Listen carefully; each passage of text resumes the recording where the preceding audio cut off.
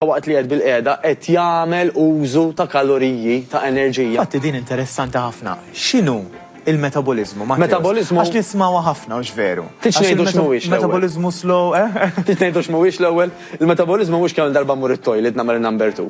X'hemm jgħidlek jiena mmur 6 darbiet it-toilet number 2 għand il-metabolizmu fast m'għandux jaqsam xejn. Il-metabolizmu mhux kemm noqgħod bil-qiegħda u qed nereq, għand il-metabolizmu fast tara kemm qed nereq. M'għandux jaqsam xejn. Din interessanti. L-ossu. Il-metabolizmu huwa ġismi kemm qed juża kaloriji. Immaġa dik il-karozza li mort inti għall-petrol jien għamel kemm. Kemm qed tuża li fuel? Hemm li dik il-karozza taħli.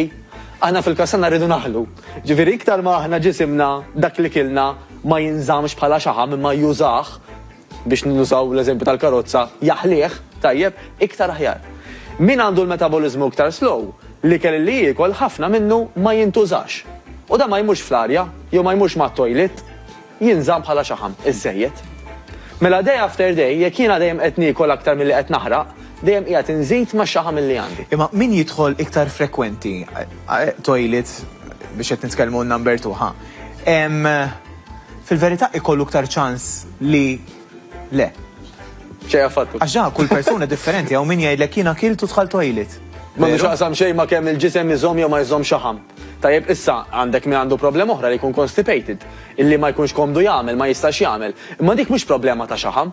Dik hija problema titkellem naqra mat-tabib, jista' jkun problemi ta' msaren, jista' jkun li hemm xi ħaġa li għandek bżonn anke forsi kura liha. Mhux se noqgħod naġġel jista' jkun ħafna affarijiet għandek min laqas biss jixrob biżejjed ilma. Ma mbagħad il-constipation twaslek għal bloatness ukoll tista' tara ċertu nefħa fik. Prosit, in-nefħa mhijiex xaħam però.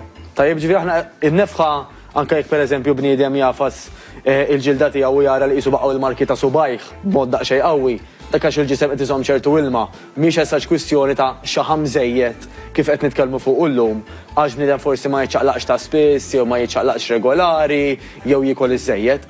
Mal-bloating jista' jkun anke fuq persuna rqieqa illi pereżempju kif qed ngħidu ma tistax tmur number 2 b'mod regolari pereżempju. Ġifieri dejjem meta naraw xi ħaġa mhux tas-soltu flok ma nitfnuha, nitkellmu naqra mat-tabib.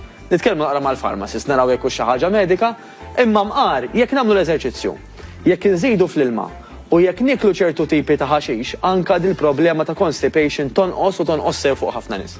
Però mbagħad għandek ukoll persuni li jbagħtu minn IBS ukoll ikun hemm ċertu ħaxix li laqqas jistgħu jikluh. Mentri dak ikun ħaxix tajjeb li fil-verità jgħinek tidħol toilet. Jien naf nies pereżempju melkim ma jistgħux jiklu brokkoli. Issa l-brokkoli għandu iktar vitamina C mill-larinġ. Kemm ngħidu l-larinġ għall-irjat, il-brokkoli għandu iktar vitamina C mill-larinġ ma mhux ħadd jista' jiklu. Ekku. Hemm ċertu kundizzjonijiet. Mela dejjem nieħdu weġġew. Ekku. Ikunu kundizzjonijiet relatati anke mad-demm. Jivi dak li jkun pereżempju kieku xi mediċina minħabba problemi anke ta' demm, importanti li ma jieħux il-brokkoli. Imma f'każijiet mediċi dejjem nitkellmu ma' tabib. F'każ ta' ikel fejn jidħol speċjalment mediċini ma' dietitian, ħalli aħna verament għalina bħala individwi naraw x'l-aħjar u x'inhu ideali li niklu. Matteo, sfortunatament għaddinna l-ħin. Ħaterġa' tiġi? Bil-qalb kollha. Għandna bżonnok. Għandna bżonnok tiġi hawnhekk u tkompli tedukana u twassilna informazzjoni tant interessanti kemm għalina hawnhekk fl-istudju u kif ukoll għat-telespettaturi. Napprezza, grazzi. Matteos, jiena nawguralek l-war nofsinhar tajb mhux ħajlek is-sajf it-tajb lilek ħalli tiġi żgur.